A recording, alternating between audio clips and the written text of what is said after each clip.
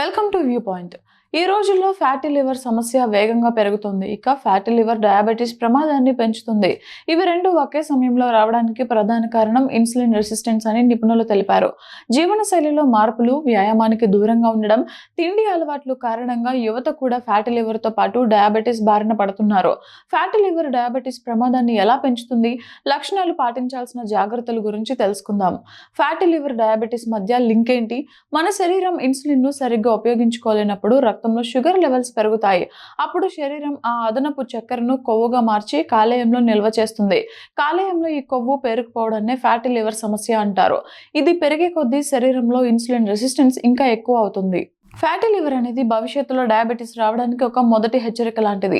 Fatty liver diabetes ప్రమాదాన్ని పెంచినప్పుడు కొన్ని లక్షణాలు కనిపించవచ్చు.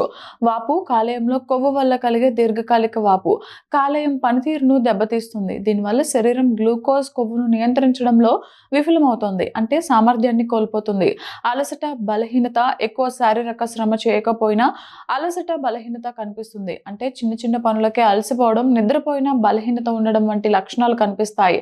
తరచుగా మూత్ర విసర్జన, రక్తంలో షుగర్ లెవెల్స్ పెరగడం వల్ల దాహం ఎక్కువగా వేస్తుంది. అంతేకాకుండా తరచుగా మూత్ర విసర్జన కూడా అనుభవించవచ్చు. ఇతర లక్షణాలు: ఉన్నట్టుండి బరువు పెరగడం, పొట్ట చుట్టూ కొవ్వు పేరుకుపోవడం ప్రమాదానికి సంకేతం. పొడి చర్మం, నెమ్మదిగా గాయాలు మానడం, తరచుగా ఇన్ఫెక్షన్లు రావడం కూడా లక్షణాలు.